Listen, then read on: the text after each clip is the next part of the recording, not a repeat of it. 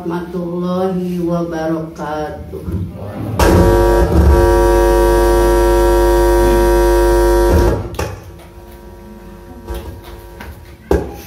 Para wargi sadaya anu dimuliakeun ku Allah, manisa kirempegna alhamdulillah cita-cita mbah kurang teh dugi ka dinten ieu masih tiasa dilaksanakeun sareng semangat sadayana. Di etang-etang teh di emot-emot teh mbah dugi ka dinten ieu teh tos 35 tahun kirang langkung. Alhamdulillah anggotana ayeuna jamaahna seueur. Teras anu masihan tausiahna, masihan ilmuna, masihan pangaosanana. Alhamdulillah para putrana, para mantuna samosar mangat sadayana. Ayeuna tos aya deui ka incu ge tos aya anu semangat, anu masihan tausiah. Nya pun anak oge euy ayu insyaallah irah-irah ban nyempetkeun ka dieu.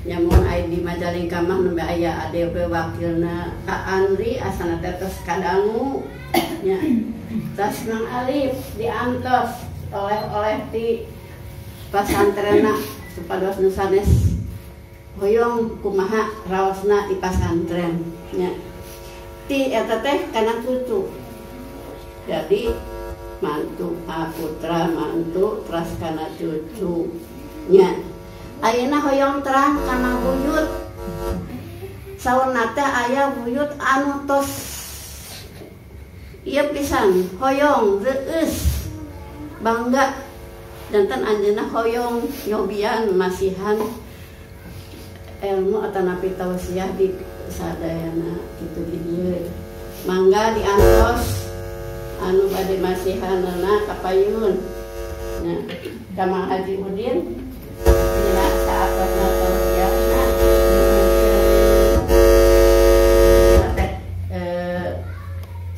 sarana gitu pilih lepatna di mana trik-trikna kumaha kepada engke anu kapayuna tiasa etakeun ya tasbih kabuyut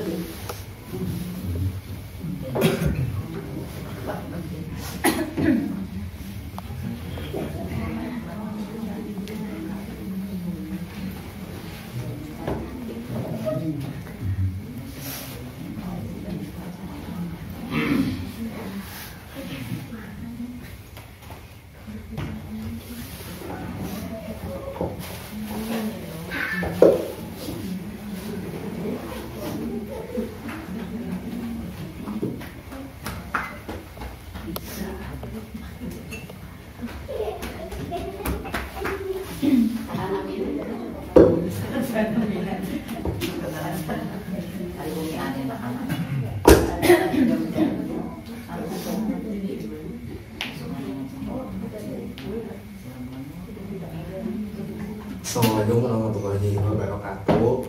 Waalaikumsalam warahmatullahi wabarakatuh. Izinkan memperkenalkan diri dulu ya. Punten nganggo bahasa Indonesia, pilih lepat nganggo bahasa Sunda teh. Soalnya ngobrol sareng nganggo Sunda sareng rencangan nu sapantaran dan pilih ada hal yang tidak diinginkan keluar gitu. Ya.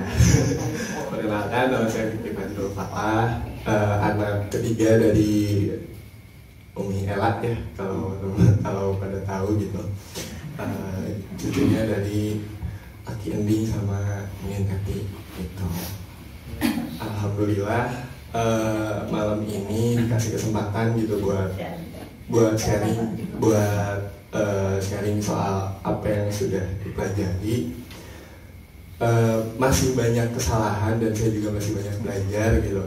Cuman malam ini tuh saya ingin sharing perihal tentang apa sih sejauh apa sih saya akhirnya bisa berubah dan mengenal diri atau menghadapi sebuah masalah gitu. Sebenarnya yang melatar belakangi ini tuh lebih kayak melihat atau saya mengobservasi dari diri saya sendiri, masyarakat dan teman-teman sekitar saya gitu, bahwasannya kita tuh udah mulai merasa gitu dari mulai banyaknya hampir cobaan, dari mulai pandemi, terus dari keadaan ya mungkin kalau yang mengikuti berita yang negara kita yang mulai merasa sangat marut gitu kan. Dan kita juga selalu merasakan bahwa hal tersebut tuh merupakan terutama mungkin bagi beberapa orang gitu ya, termasuk teman-teman saya yang saya observasi itu, mereka merasa bahwa ketika ditimpa musibah, ketika ditimpa suatu masalah itu mereka menganggapnya ini sebuah kesialan gitu, sebuah hal yang bukan dimaknai sebagai cobaan tapi dimaknai sebagai kesialan. Maka dari itu dan banyak hal juga yang menurut saya berkaca pada diri saya sendiri, bahwasanya kadang saya juga masih merasa bahwa itu sebuah kesialan gitu, tidak memaknai sebagai cobaan. Dan kita semua selalu beranggapan bahwa hal yang di dunia ini yang kita miliki ini kita sebagai pemilik, tapi sebenarnya kita di dunia ini sebagai pengguna. Yang artinya kita hidup di dunia bukan sebagai pemilik, karena pemilik sesungguhnya itu Allah Subhanahu wa Ta'ala. Hal-hal tersebutlah yang menjadi landasan materi pada malam hari ini, yaitu ya mengenai konsep yang saya bawa itu mengenai konsep ikhlas, pasrah, dan sabar gitu. Dan semuanya itu berawal dari ketika saya membaca buku yang judulnya Filosofi Teras karya Henry Manapiri, yaitu filsafat Yunani Romawi kuno untuk mental tangguh masa kini. Yang saya bahas bukan mengenai filsafat Yunani Romawi kunonya, tapi apa yang ada di dalam bukunya, yaitu yang merubah pandangan saya terhadap memaknai sebuah masalah dan cobaan yang saya hadapin gitu. Dan mulai masuk ke materi yang pertama, yaitu yang saya kaitkan dengan konsep ikhlas gitu. Kita semua sudah tahu gitu, seharusnya manusia sudah sepatutnya mengetahui apa fungsi mereka berada di dunia. Kadang kita semua bertanya-tanya apa sih fungsi kita di dunia, tapi beberapa orang mungkin sudah mengetahui gitu.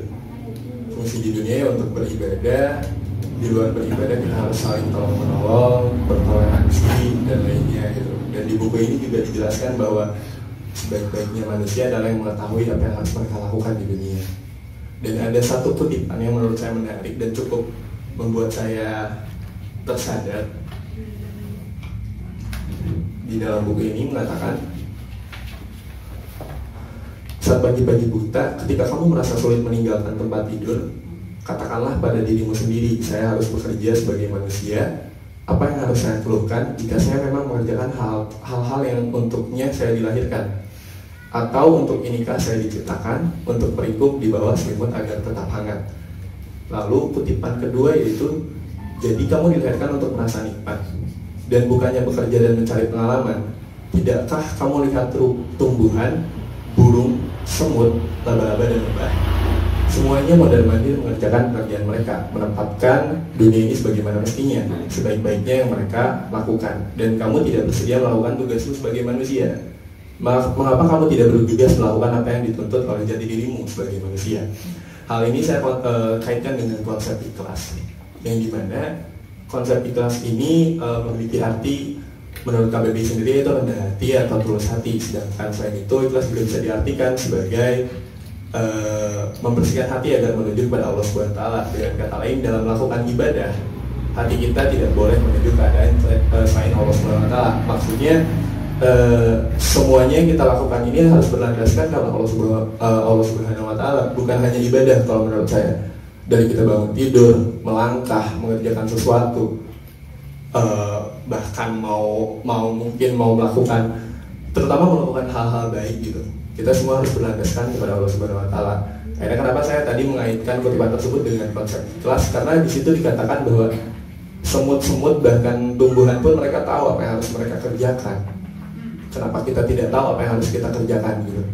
Sedangkan kita sendiri sudah mengetahui bahwa kita sudah dilahirkan untuk beribadah, berdoa, dan lainnya. Dan di luar itu yang harus kita lakukan, yang harus kita tanamkan adalah konsep ikhlasnya. Bagaimana kita melakukan semua kegiatan itu berdasarkan Allah Subhanahu wa Ta'ala gitu. Harus selalu memikirkan bahwa saya melakukan ini karena Allah Subhanahu wa Ta'ala, bukan karena keegoan saya sendiri gitu. Karena dari itu menurut saya kutipan tadi sangatlah cukup menarik, dan akhirnya saya mengenal konsep ikhlas, sabar, dan tawakal ini. Konsep ikhlas, pasrah, dan sabar ini sebenarnya saya mengaitkannya gara-gara buku ini gitu. Ketika beberapa kutipan mengatakan bahwa itu, saya mulai tersadar bahwa ternyata sebelum buku ini diciptakan di Al-Quran sudah banyak gitu yang mengatakan itu gitu. Bahwa konsep-konsep seperti ikhlas, pasrah, dan bersabar itu sudah ada. Kenapa kita tidak menyadarinya? Seperti itu. Lalu di sini juga sebenarnya di buku ini ada hal yang menjadi fundamental atau dasar dari mengapa kita harus memiliki ketiga konsep ini gitu. Saya menanamkan ini sekitar sudah hampir 2 bulan, 3 bulan gitu untuk menanamkan konsep ini. Rasanya sulit gitu ya, karena apapun yang kita lakuin untuk pertama kali sulit banget gitu. Entah itu mulai dari kecil kita mulai berjalan juga sulit rasanya, berlari juga sulit rasanya, belajar sepeda juga jatuh dulu gitu kan, belajar motor kita kecelakaan dulu gitu kan, atau semacamnya gitu kan. Semuanya pasti sulit dulu, tapi semuanya akan terbiasa ketika kita emang kembali lagi ikhlas untuk melakukannya karena Allah Subhanahu wa Ta'ala gitu. Semuanya akan terasa ringan gitu. Dan saya menggunakan konsep-konsep ini itu awalnya berat banget karena bertentangan dengan hal-hal yang biasa saya lakukan gitu. Ibaratnya saya orang yang cukup emosional gitu kan, yang kalau dikasih ditimpa musibah rasanya banyak kecewanya gitu.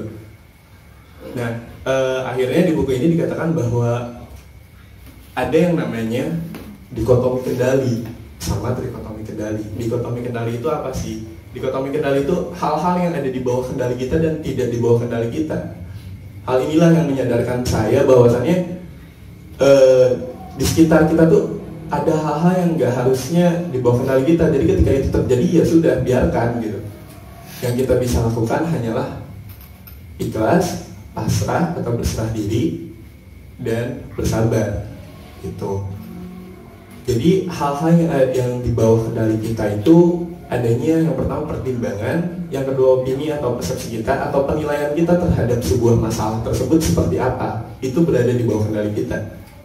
Yang kedua itu keinginan kita, atau misalnya kita pengen dapat sesuatu, itu di bawah kendali kita. Yang ketiga tujuan kita ingin apa, kita mau sesuatu atau mau masuk kuliah mana, itu tujuan kita, itu di bawah kendali kita. Dan segala sesuatu yang merupakan pikiran dan tindakan kita sendiri. Artinya segala hal yang kita pikirkan, yang ingin kita lalui, yang mau kita langkah gitu, ibaratnya mau langkah kanan dulu atau kiri dulu, itu semua di bawah kendali kita. Atau kita mau belok kanan, mau belok kiri, itu semua di bawah kendali kita. Yang tidak di bawah kendali kita yaitu tindakan orang lain, opini orang lain, reputasi atau popularitas kita, kesehatan kita, kekayaan kita, kondisi saat kita lahir, seperti jenis kelamin, orang tua, saudara, etnis atau suku, serta yang terakhir adalah hal-hal kejadian alam di luar kendali kita, di sekitar kita, misalnya seperti cuaca, wabah penyakit, pandemi dan lainnya, itu semua di luar kendali kita. Yang artinya kita tidak bisa melawan itu. Mungkin jeda dulu aja nih. Bahwa ada hal-hal yang di luar kendali kita dan ada di bawah kendali kita. Dan itu semua yang membuat saya lebih belajar untuk ikhlas gitu ya, dan lebih ibaratnya pasrah atau berserah diri gitu. Ya saya menyadari bahwa hal-hal yang saya miliki atau hal-hal yang di luar kendali kita atau yang ada di bawah kendali, yang di luar kendali kita, itu semua ya emang sudah seharusnya seperti itu gitu, atau itu merupakan cobaan yang emang harus saya hadapin gitu kan, atau cobaan-cobaan yang harus kita hadapin gitu. Maka saya memaknainya ketika mendapat sebuah cobaan setelah membaca buku ini, dan saya kaitkan dengan konsep pasrah yang bisa dimaknai menyerahkan segala urusan kita kepada Allah setelah kita berusaha semampu kita. Nah, namun banyak orang juga yang merasa kayak kita udah usaha tapi ujungnya gagal juga gitu, akhirnya kita kecewa. Itu saya juga merasakan itu gitu. Dan kejadian itu sebenarnya udah terulang berkali-kali, terutama mungkin saya masih kuliah gitu ya, saya udah berusaha keras dan lainnya untuk belajar, tapi nilainya tidak sesuai apa yang saya inginkan. Akhirnya saya merasa kecewa pada diri sendiri, padahal yang harusnya kita maknai sebagai cobaan dari dapat nilai jelek itu adalah sisi positif ketika kita serius dalam belajarnya. atau ketika ingin mendapatkan sesuatunya gitu. Kita semua serius, misalnya kita mau dapat nilai bagus, ya kita belajar. Atau kita mau bisnis kita lancar, ya kita cari hal-hal yang emang mendukung atau menunjang bisnis kita lancar. Selebihnya, goalsnya atau hasil akhirnya itu semua di luar kendali kita. Itu semua hanya ada di tangan Allah gitu. Bagaimanapun nanti hasilnya, ya itu yang sudah harus kita terima gitu. Itulah yang menurut saya berserah diri gitu. Dan ketika kita mendapatkan hal-hal yang tidak sesuai yang kita inginkan, seharusnya kita tidak merasa kecewa, karena kita sudah menanamkan konsep berserah diri dan ikhlas gitu. Ketika kita mendapatkan hal yang tidak kita inginkan, ya sudah gitu. Ya sudah, ketika bisa dapat nilai jelek, ya udah. Karena ya yang penting itu kita udah usaha. Hasil yang ditentukannya bukan oleh kita. Kadang hasil juga ditentukan oleh guru gitu. Tapi di atas itu semua mungkin Allah ingin memberikan kita cobaan. Cobaan mungkin memaknainya sebagai cobaan untuk bisa lebih sabar. Mungkin saya memaknainya akhirnya ketika mendapatkan sebuah cobaan ini selalu mengatakan bahwa oh ini ujian untuk saya lebih ikhlas mendapatkan sesuatu, atau lebih bisa berserah diri lagi untuk selalu mengingatkan kepada diri sendiri terutamanya bahwasannya hal-hal yang saya miliki ini bukan hal yang saya miliki, tapi saya ini cuma dititipkan gitu. Bahwa dititipkan oleh Sang Pencipta. Makanya sangat-sangat rasanya saat ini saya sudah merasa sangat merdeka gitu ya ibaratnya. Karena alhamdulillah sudah berhasil menerapkan itu gitu sedikit demi sedikit gitu. Dan segala hal yang menimpa saya, cobaan-cobaan, ya akhirnya saya bisa memaknai tersebut bukan sebagai kesialan lagi, tapi sebagai cobaan bahwasannya Allah ini ingin menjadikan saya menjadi pribadi yang lebih tangguh gitu, menjadikan pribadi yang lebih baik, yang siap menghadapi segala permasalahan gitu. Karena ya ibaratnya jalan hidup saya masih panjang gitu. Dikasih cobaan segini masa ngeluh dan kecewa terus gitu kan. Seperti itu. Lalu dalam di luar kendali kita tadi sempat dimention soal harta gitu kan. Saya merasa, dan saya juga tadi sempat mengatakan bahwa landasan dari materi ini adalah sikap kita yang kadang merasa memiliki semua hal di dunia ini gitu. Ibaratnya kita miliki, entah itu kita punya harta, punya seseorang, atau punya sesuatu gitu. Tapi pada kenyataannya itu semua cuma titipan dan kita ini cuma pengguna gitu. Jadi kita semua harus siap ketika menghadapi cobaan di mana semua hal yang kita gunakan karena kita sebagai pengguna, atau segala hal yang kita titipi itu dicabut kembali atau diangkat kembali oleh Allah gitu. Makanya saya merasa bahwa konsep berserah diri ini dan konsep buku yang ada di sini dan berserah diri ini sangatlah berkesinambungan, dan ya mungkin banyak apa ya, kejadian lah gitu yang akhirnya mengingatkan saya bahwa harta yang saya miliki atau segala hal yang saya punya itu semua cuma titipan dan saya cuma pengguna gitu. Dan contoh kasusnya mungkin saya pernah mengalaminya sendiri gitu di awal-awal pandemi, ketika mungkin lagi sibuk kuliah online ya, daring segala macam, terus saya juga ikut keorganisasian, rapat dan lainnya, tiba-tiba laptop rusak gitu kan, tiba-tiba gadget rusak, tiba-tiba ini apa. Dulu saya mau tanya, aduh gimana ya, malah jadi marah-marah sendiri ujung-ujungnya gitu kan, coba ngabisin emosi sendiri, ngabisin energi sendiri gitu kan. Ya seharusnya kita bisa memaknai itu ya sebagai cobaan gitu, cobaan dan sebagai teguran bahwa hal-hal tersebut itu di luar kendali kita dan itu tuh bukan milik kita, tapi itu semua titipan. Begitupun dengan teman sendiri gitu, ibaratnya saya punya teman gitu, dan ini teman saya teman saya beberapa bulan yang lalu meninggal gitu kan, dan itu teman dekat gitu, dan rasanya berat banget gitu kan ya, kayak kenapa duluan, kenapa ini gitu kan. Sebenarnya itu bentuk teguran dan bentuk mengingatkan juga bahwasannya bukan hanya sebuah benda yang menjadi titipan, tapi bahkan nyawa pun orang-orang sekitar kita juga sebagai titipan gitu. Artinya ya sudah seharusnya kita menjadi manusia yang sebenar-benarnya manusia. Ketika ada orang-orang sekitar kita yang kita bantu, atau misalnya orang-orang lebih menghargai lah, ibaratnya lebih menghargai orang-orang sekitar kita, entah itu dari orang tua, teman atau sebagainya gitu kan ya. Hal-hal tersebutlah yang mendasari saya dan semakin yakin gitu bahwa 3 konsep ini ternyata hal yang membuat saya merdeka gitu. Ketika mendapatkan masalah, ya udah emang harus kayak gitu. Tapi bukan berarti pasrah pada keadaan. Justru kita sudah melakukan hal yang terbaik, dan ketika itu semua di luar apa yang kita mau, ya udah kita tidak bisa menolak itu. Karena semuanya itu berkaitan, keterkaitannya sangatlah kuat gitu.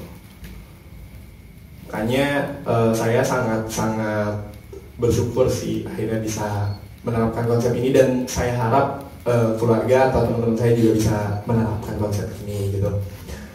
Dan soal harta tadi sempat dibahas juga ada juga pembahasannya di surat Al-Hadid ayat 20, yang artinya ketahuilah bahwa sesungguhnya kehidupan dunia ini hanyalah permainan dan sesuatu yang melalaikan, perhiasan dan bermegah-megahan antara kamu serta kebanggaan tentang banyaknya harta dan anak, seperti hujan yang tanam-tanamannya menggunakan para petani, mengagumkan para petani, kemudian tanaman itu menjadi kering dan kamu lihat warnanya kuning, kemudian menjadi hancur, dan di akhirat nanti ada azab yang keras dan ampunan dari Allah serta keridoannya, dan kehidupan dunia ini tidak lain hanyalah kesenangan yang menipu. Dan ini juga menyadarkan saya bahwa hal-hal yang sudah terjadi, ya mau gimana pun juga itu cuma titipan gitu. Kita semua sudah seharusnya bisa mengikhlaskan itu, sudah harus bisa berserah diri gitu, bahwasanya apa yang kita dapetin itu cobaan-cobaan yang membuat kita menjadi pribadi yang lebih tangguh, seperti itu. Dan konsep terakhir yaitu sabar. Sebenarnya di buku ini tuh 3 konsep tadi itu cukup cuman saya sih yang mengaitkannya gitu. Saya mengaitkan ini semua karena merasa bahwa sempat dulu rasanya ada yang membahas soal konsep ikhlas gitu di kajian keluarga, dan tiba-tiba aja terlintas gitu di otak saya gitu, kayak lagi baca buku ini, oh bukannya ini sama konsepnya kayak ikhlas ya gitu ya. Loh bukannya konsep ini sama kayak pasrah ya, oh bukannya konsep ini sama kayak sabar ya gitu. Jadi akhirnya saya lebih mendalaminya bukan di konsep dari bukunya, tapi dari konsep ikhlas, sabar, berserah diri atau sabarnya. Ya ikhlas, berserah diri atau sabar gitu, dan sabar. Dan menurut saya sabar ini hal yang penting yang harus kita tanamkan mungkin ya. Dan semua hal yang sudah tadi sebutkan juga semuanya penting, terutama yang sabar menurut saya pribadi, karena saya orang yang cukup mudah kecewa, emosi dan lainnya. Mungkin konsep sabar ini konsep yang sangat sulit dilakukan bagi saya gitu ya, karena kalau kita menanamkan konsep sabar tuh rasanya sudah saya rasakan itu saya akhirnya bisa merdeka dari emosi negatif gitu. Dalam artian saya lebih bisa mengatur emosi sendirilah gitu ya ketika bisa bersabar gitu kan, meskipun masih belajar juga seperti itu. Dengan sabar sendiri memiliki arti kan, kalau di KBBI itu ada 2. Pertama itu sabar adalah tahan menghadapi cobaan, tidak lekas marah, tidak lekas putus asa, tidak lekas patah hati.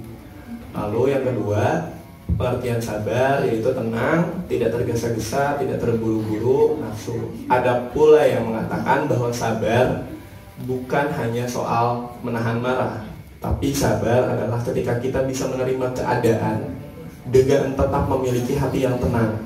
Inilah sabar. Ya tapi emang susah gitu dilakukannya. Saya juga mengalaminya ketika ibaratnya saya harus menerima ini semua gitu kan. Lebih ke mempertanyakan lagi kenapa saya harus menerima ini semua gitu kan. Padahal saya udah enak misalnya gitu. Padahal saya sudah tenang, sudah tentram, sudah enak, tiba-tiba dikasih cobaan, kenapa saya harus menerima ini semua gitu kan. Tetapi ya akhirnya saya melatih itu gitu ya, dari 3 konsep itu, terutama yang sabar itu yang saya rasakan sangat sulit gitu. Sebenarnya untuk konsep sabar ini banyak banget contohnya gitu dalam kehidupan sehari gitu.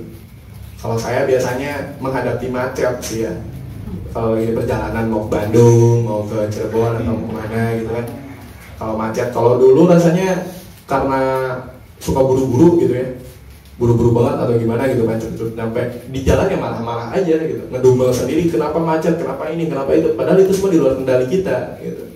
Padahal itu semua bukan hal yang harus kita marahin gitu. Nah itu mah bukan di bawah kendali kita. Bahkan polisi pun kadang nggak bisa ngatur itu lalu lintas kan gitu. Kenapa saya harus marah-marah karena lalu lintas ini menghambat saya gitu kan. Yang harusnya saya olah adalah emosi marahnya, emosi negatifnya. Bahwasannya hal-hal yang ada di depan saya ya itu di luar kendali saya. Yang saya bisa kendalikan adalah menahan atau berhenti untuk marah, lalu kita pikirkan dan menilai apakah fakta-fakta yang di depan kita ini merugikan kita secara sepenuhnya, dan apakah pantas gitu gara-gara hal tersebut kita marah gitu. Barulah kita merespon kemarahan tersebut. Merespon dalam artian rasanya kemacetan ini nggak patut dimarahi, rasanya kemacetan ini mending ya udah dinikmatin aja lah. Akhirnya kita bisa tengok kanan kiri, lihat sekitar gitu, bisa lihat kondisi masyarakat, bisa bawa buku ya bisa baca buku, kalau bawa gadget ya bisa baca berita gitu kan. Banyak hal sih contoh-contoh sabar yang menurut saya yang terjadi di kehidupan saya gitu. Dan ini tuh terjadi sebenarnya baru banget tadi pas saya menuju ke Raja Galuh teman gitu.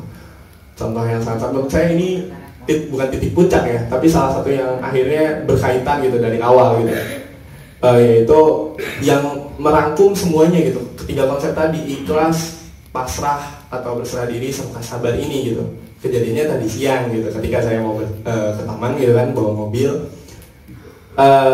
terjadi kecelakaan gitu yang menimpa saya. Dalam artian mobil ditabrak orang gitu kan. Tapi sebelumnya saya berpikir bahwa hal-hal ini tuh sudah terjadi kesekian kalinya. Yaitu awal mulanya ketika ban pecah dulu di beberapa minggu yang lalu, tiba-tiba kempes lagi di beberapa minggu lalu juga. Terus puncaknya tadi mungkin menurut saya ini sebuah puncaknya gitu, yang mengatakan bahwa cobaan ini bagaimana sih cara Fikri memaknai cobaan ini gitu ya. Dari awal dikasih ban kempes dulu, ban bocor dulu, terus tiba-tiba ditabrak orang gitu kan. Saya mengatakan tadi bahwa di dunia ini semuanya berkaitan, dari mulai kita lahir sampai sekarang. Tadi saya memberikan contoh soal kecelakaan juga, itu semua berkaitan gitu. Kenapa bisa terjadi kecelakaan ya? Depan saya mobil yang rem mendadak, saya ngerem mendadak, yang di belakang ngegas aja gitu, kayaknya nggak sadar gitu, ngerasa enak lagi mau motor, akhirnya nabrak. Lantas mungkin kalau dulu atau beberapa orang dan teman-teman saya, bahkan pribadi saya ketika merasakan itu ya mungkin kesel ya, ngedumel gitu kan, pas keluar saya karena rasa nggak bersalah, akhirnya kan marah-marah dan lainnya. Tapi saya tuh selalu ketika mendapati masalah, saya selalu berhenti sejenak, dalam artian memikirkan dulu nih masalahnya sekitar 10 detik. Kalau saya marah, pantas nggak sih masalah ini saya marahin gitu, ibaratnya dibawa marah. Yang saya tadi bilang bahwa ya kita harus berhenti marah dulu, terus berpikir dan menilai. Berpikir dalam artian ya fakta-faktanya seperti apa di lapangan ketika kita tadi terjadi kecelakaan, apakah salah saya atau apakah salah orang lain. Lalu kita nilai gitu, apakah hal-hal tersebut memang pantas. Barulah kita merespon. Responnya apakah kita harus dengan marah atau nyantai atau sabar gitu, atau ya udah gitu aja gitu. Akhirnya saya keluar nemuin ibu-ibu. Ya ibu-ibu tersebut sebenarnya udah agak ngegas ya, ibaratnya kayak udah kayak mau marah gitu. Tapi ya mau gimana pun juga itu di luar kendali saya. Ibu-ibu itu mau marah, mau gimana itu di luar kendali saya. Seperti yang dikatakan tadi, yaitu opini orang lain atau bagaimana orang lain menilai kita itu di luar kendali kita. Maka ketika ibu-ibu itu mau marah, ya yang saya bisa lakukan ya cuma selayaknya manusia kepada sesama manusia gitu. Ketika meskipun kita merasa tidak bersalah, ya minta maaf aja lah dulu gitu kan. Atau misalnya kita memposisikan kita di ibu itu seperti apa sih gitu, ketika terjadi seperti itu mungkin shock, akhirnya dia mungkin dia merasa bersalah, akhirnya tiba-tiba nggak mau disalahin, jadi ngegas duluan, marah-marah duluan gitu. Tapi saya menanggapinya dengan santai sih, lebih kayak baik-baik lah, ngobrol baik-baik gitu kan. Akhirnya ketemu titik solusinya gitu kan. Ya udah, karena ibu-ibunya baret, kakinya, terus yang diboncengnya keseleo gitu kan. Ya saya cuma bisa bantu secara material, dimana ya beliin betadine, kasih hand kampas, beli air minum. Terus di akhir itu ya karena ibu-ibunya keseleo, akhirnya minta uang buat urut katanya 100.000. Dan di dompet emang pas banget terakhir tuh 100.000 gitu kan. Rasanya kalau dulu kayak aduh gimana ya, ini buat makan nih nggak ada lagi gitu kan kasarnya. Tapi ya mau gimana pun juga saya merasanya gini, ketika saya sudah belajar hal-hal ini, rasanya ujian-ujian tuh mulai datang secara instan gitu, langsung dicobain gitu saya belajar bab ini misalnya, terus konsep ikhlas ini, konsep ini langsung diterapin gitu sama Allah tuh, langsung dikasih cobaan nih, coba gitu, sampai tadi akhirnya mungkin merasa bahwa saya sudah mampu dan siap untuk menghadapi itu, dan konsep ikhlas, berserah diri dan sabarnya sudah mungkin kuat. Akhirnya dikasih cobaan ketiga itu sekaligus dikasih gitu kan. Ya mau nggak mau, karena saya juga nggak mau ribut di jalan, lebih ke malu-maluin diri sendiri gitu ya. Ya udah gitu kan, saya kasih uang 100.000. Ya balik lagi ke konsep tadi yang harta itu ya, semua hal ini yang di dunia kita yang kita miliki ya bukan milik kita gitu. Itu semua titipan gitu. Yang nah mungkin jadi rezeki ibu itu gitu kan. Apapun yang mungkin mau diurut nantinya atau enggak diurut nantinya, itu di luar kendali kita gitu ya. Itu mah bukan urusan kita lah. Yang penting tuh kita punya niat baik untuk bertanggung jawab gitu kan. Bertanggung jawab atas apa yang terjadi menimpa kita, dan karena menimbulkan korban luka, ya mau nggak mau harus melakukan pertanggungjawaban kayak gitu. Dan ya tadi habis, ya maksudnya di dompet akhirnya 0 nih. Tapi ya mau gimana pun juga, karena saya sudah menerapkan prinsip itu, saya jadi lebih tenang gitu. Kayak misalnya tiba-tiba udah habis semua uang gitu, ya mau gimana lagi, orang ini bukan uang saya gitu kan. Uang saya ya saya cuma pengguna uang ini doang gitu. Saya dititipin uang ini doang gitu kan. Ibaratnya ya udahlah, biarin aja lah gitu. Gak usah diambil pusing, gak usah kecewa, karena semua hal yang di dunia ini cuma titipan buat saya gitu, dan saya ini cuma pengguna aja. Apapun yang direnggut lagi oleh saya, tidak seharusnya saya marah-marah gitu, tidak seharusnya saya merasa kecewa pada diri sendiri atau pada keadaan yang menimpa saya gitu kan.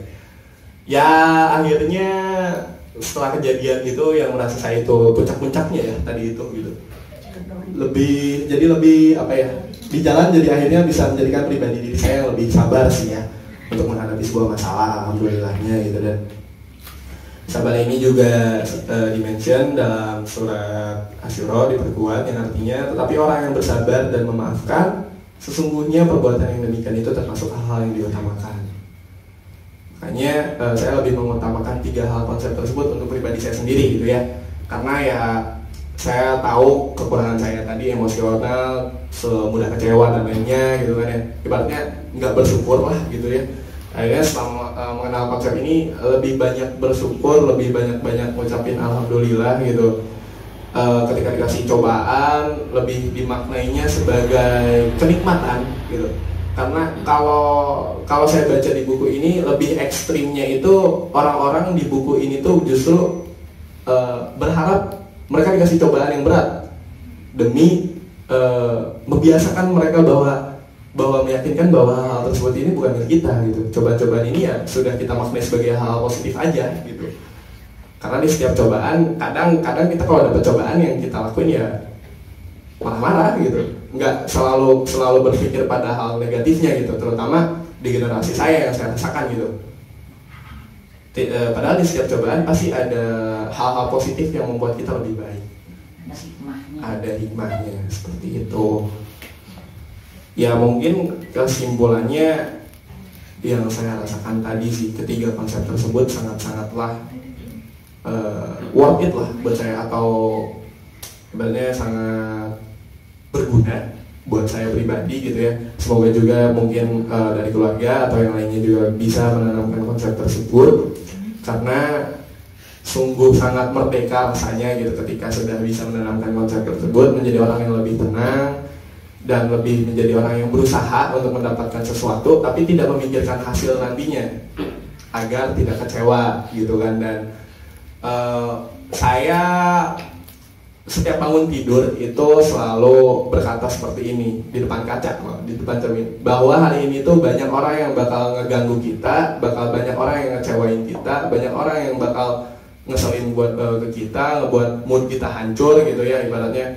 Bahkan hal-hal terjadi seperti kecelakaan bakal terjadi pada kita, tapi itu semua di luar kendali kita, di luar kendali saya. Yang ada dalam kendali saya adalah 3 konsep tadi, dan yang ada dalam kendali saya adalah emosi saya sendiri, bagaimana cara kita menghadapi atau memaknai sebuah masalah seperti itu.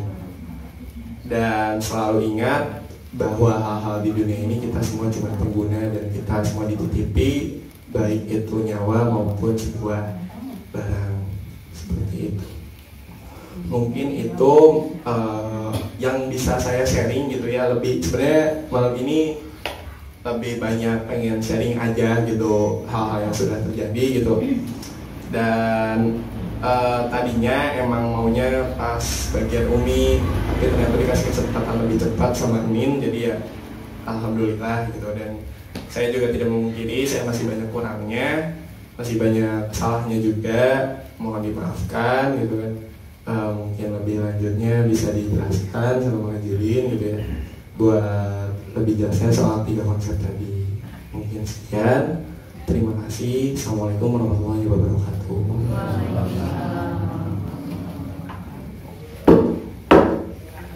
Pak, 3 konsep sangat baik, alhamdulillahirobbilalamin, yang banyak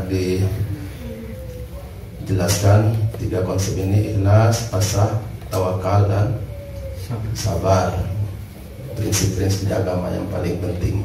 Kalau ikhlas itu biasanya dimotivasi, dimotivasi, dorongan, niat kita melakukan sesuatu karena Allah.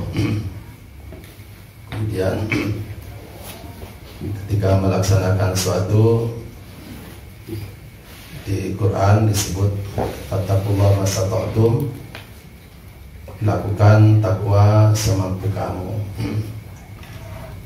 Tapi hasilnya nanti adalah faida azamta fatawakkal 'ala Allah. Nanti hasilnya Allah yang menentukan. Adapun kita dalam melakukan sesuatu kemudian mengalami kekecewaan, yang kita terima tadi dengan sabar. Kalau sudah konsep ikhlas karena Allah di depan, bukan karena yang lain, maka insya Allah sabarnya akan lebih mudah. Sebab nanti banyak yang tidak kita inginkan kita temui.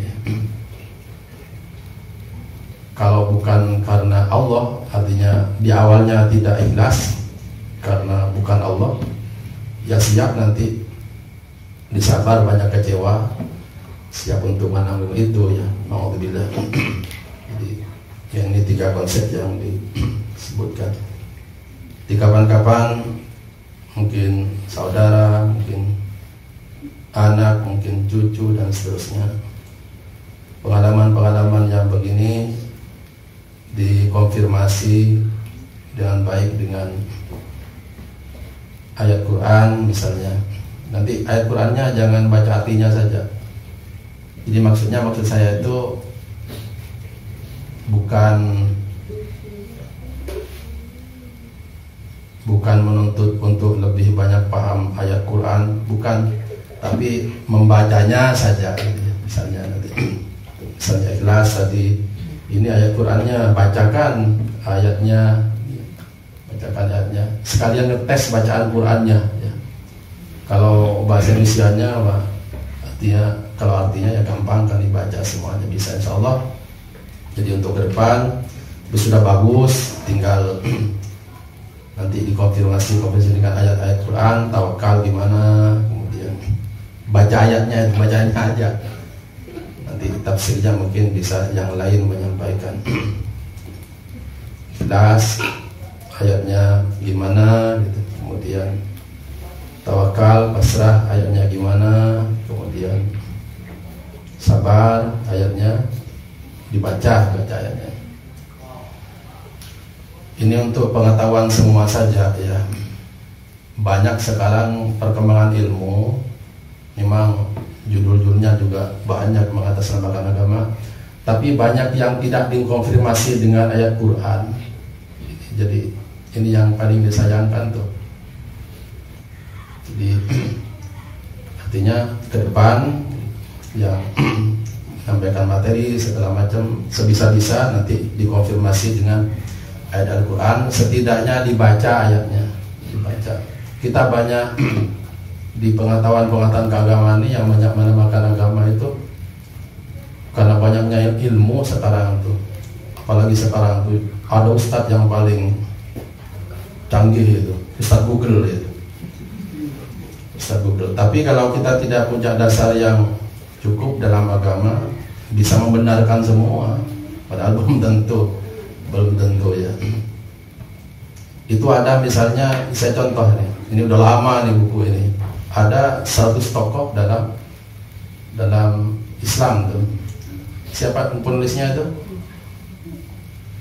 100 tokoh berpengaruh dalam sejarah ya. Dimulai dengan Nabi Muhammad SAW. Bagus itu bukunya ya. Siapa penulisnya? Ada yang tahu? Diamin. Masa error. Penulisnya Haikal ya. Ada namanya Haikal. Saya ingat Haikalnya aja. Itu kelemahannya memang menempatkan Nabi Muhammad SAW. Tapi kelemahannya ketika bicara Islam, bicara apa, tidak satu ayat pun yang dikutip. Nah, ini kelemahan besar ya. Kelemahan besar. Akhirnya kalau dia menyampaikan sesuatu yang salah, nanti penyimpangan kita nggak tahu kita. Ini makanya materi yang disampaikan di sini sebisa-bisa dikonfirmasi dengan ayat-ayat Quran. Setidaknya kita membaca ayatnya itu, membaca ayatnya. Kalau membaca ayat kan kita dapat pahala kan, begitu kan di hadis. Membaca, apalagi kita mengkaji. Ini koreksi sedikit. Kemudian yang berikutnya adalah tentang ikhlas, jadi kemudian tawakal dan sabar. Itu mengoreksi kalau di hadis-hadis Nabi Muhammad SAW, tingkat keimanan kita ini tidak boleh kita ini berafirmasi istilahnya dengan hal negatif. Kayak tadi tuh Devikri itu katanya tiap pagi melihat kaca kemudian bilang apa tadi? Mungkin ada orang yang menghancurkan sana, tidak boleh itu sebetulnya, tidak boleh. Tidak boleh. Ini hal-hal negatif ya, negatif. Itu namanya afirmasi namanya. Kalau afirmasi itu harus menegaskan yang positif. Saya harus sehat. Dan itu ada di doa Nabi ya. Coba kita lihat kalau doa habis tidur apa itu? Alhamdulillahilladzi ahyana ba'da ma amatana wa ilaihi nusyur. Apa arti alhamdulillah itu? Ini kata positif. Alhamdulillah segala puji bagi Allah. Jadi ini buku karangan siapa ini? Henry Manalimping. Itu agak filsafat ya. Ya kalau filsafat. Jadi kalau filsafat memang harus dibimbing dengan Nabi pasti lebih itu ya, lebih di atas filsafat. Jadi afirmasinya yang positif ya. Itu afirmasi namanya kalau bilang-bilang tuh, bilang pernyataan sendiri tuh. Saya harus sehat, saya harus kaya, saya harus pintar. Jadi kata-kata positif. Nggak boleh kita nanti saya mungkin ditendang orang. Oh jangan itu. Nanti saya mungkin tabrakan. Jangan itu. Jadi yang ada di sini sudah negatif. Jadi yang positif-positif saja. Akhirnya ada hadis kita tidak boleh minta untuk mati ya. Ada hadis Nabi itu. Kita tidak boleh minta untuk mati walaupun kematian kan kepastian. Tapi tidak boleh kita minta mati. Jadi apa artinya? Istilahnya tadi afirmasi itu pernyataan positif untuk membangun hal yang positif di pikiran kita itu. Jauhi yang negatif ya, yang negatif. Kalau ahli filsafat memang kecuali di Islam tuh ada juga, saya sampaikan di Islam. Tapi kalau sudah tingkat keimanannya tinggi, jadi kalau sudah tingkat keimanan tinggi, untuk mengambil hikmah dari cobaan, itu silakan. Misalnya Sayyidina Ali itu, saya kasih tahu juga Sayyidina Ali itu. Sayyidina Ali itu kalau seminggu tidak diberi cobaan, itu agak nagih gitu ya. Kok minggu ini tidak ada cobaan, gitu-gitu. Jangan-jangan saya tidak diakui Allah, gitu-gitu. Ya, tapi positif ininya. Tapi itu untuk orang yang tinggi imannya, untuk tinggi imannya. Kalau kita ini bisa oleng nanti, mau itu bilang. Makanya Nabi tetap untuk standar umum, kita tidak boleh mengharap yang negatif-negatif seperti kematian, tidak boleh. Seperti hal-hal negatif pokoknya sampai kematian, dan Nabi contohkan dengan ekstrim itu tidak boleh kita minta untuk mati. Artinya tidak boleh menyatakan pernyataan tadi itu namanya afirmasi, tetap harus positif ya, harus positif yang kita katakan. Misalnya berubah aja di depan cermin, misalnya pagi ini sampai siang, pada hari ini saya harus semangat gitu. Pada hari ini saya harus sukses. Silakan pasang target-target. Adapun nanti pada hari itu tidak sama dengan target yang kita nyatakan di depan kaca pagi hari, nah itu di situ ada fatawakkal 'ala Allah gitu ya. Fa idza azamta fatawakkal 'ala Allah. Dan nanti ada walaman sabar wa ghafara inna dzalika lamin azmil umur. Tadi ayatnya itu yang baca artinya itu waliman sabar wa ghafara inna dzalika lamin azmil umur. Sabar, kemudian kita melihat kenyataan pada hari yang kita nyatakan pagi hari ditargetkan tidak sampai, maka itu sudah kita ada konsep tadi tawakal, pasrah hasilnya pada Allah. Kemudian adapun mungkin kecewa kenyataannya, itu ada kesabaran. Mudah-mudahan ini koreksi sedikit, mudah-mudahan ke depan jadi positif. Bagus ininya, pengalaman hidupnya bagus, alhamdulillah. Mudah-mudahan jadi penguatan bagi yang lain. Mudah-mudahan tetap saja sekali lagi penguatan juga dalam pengalaman. Mudah-mudahan biasa dikonfirmasi dengan membaca ayat Quran, misalnya banyak menarik tadi. Misalnya Raja Galuh kenapa tabrakan, itu konfirmasi di Quran. Gimana misalnya ayat lalu lintas misalnya gitu, itu pasti ada pelanggaran kalau dilihat dari ukuran Quran. Di Quran di surat Luqman itu disebut oleh Allah Subhanahu wa taala nasihat Luqman kepada anaknya tentang lalu lintas. Waqsid fi masyika wa udud min sautika inna angkaral aswat la sautul hamir. Sederhanakan cara berjalan kamu, kata Allah. Kemudian rendahkan suaramu. Jadi ada kalau dikonfirmasi kejadian tadi itu. Jadi bukan hanya kenapa ya saya celaka, kenapa anu gitu ya. Kalau dikonfirmasi dengan Quran, pasti ada kesalahan kita. Jangankan dikonfirmasi dengan Quran, dikonfirmasi dulu dengan aturan lalu lintas mungkin ada. Apalagi dengan Al-Quran yang sudah pasti dari Alkitabul la raiba fihi, pasti ketahuan kesalahan kita itu. Mudah-mudahan Allah Subhanahu wa taala memberikan kita banyak ilmu, putra, cucu, turunan, mbah adran. Mudah-mudahan Allah Subhanahu wa taala diberikan hikmah yang banyak.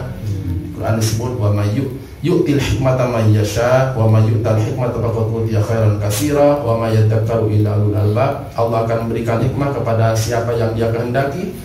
Siapa yang diberi hikmah oleh Allah berarti dia dapat limpahan kebaikan yang banyak. Faqad utiya khairan katsira. Ini yang bisa disampaikan, mudah-mudahan manfaat. Subhanallah walhamdulillah, asyhadu an la ilaha illa anta astaghfiruka wa atubu ilaik. Allahumma 'allimna ma yanfa'una wanfa'na bima 'allamtana. Allahumma rzuqna fahman nabiyyin wa hifdzal mursalin wa ilhamal malaikatil muqarrabin bi rahmatika arhamar rahimin. Subhanaka la 'ilma lana illa ma 'allamtana. Allahumma hdina wa waffiqna ila ma huwa khair. Ihdinas siratal mustaqim. Subhanakallah bihamdik, asyhadu an la ilaha illa anta, astaghfiruka wa atubu ilaik. Assalamualaikum warahmatullahi wabarakatuh.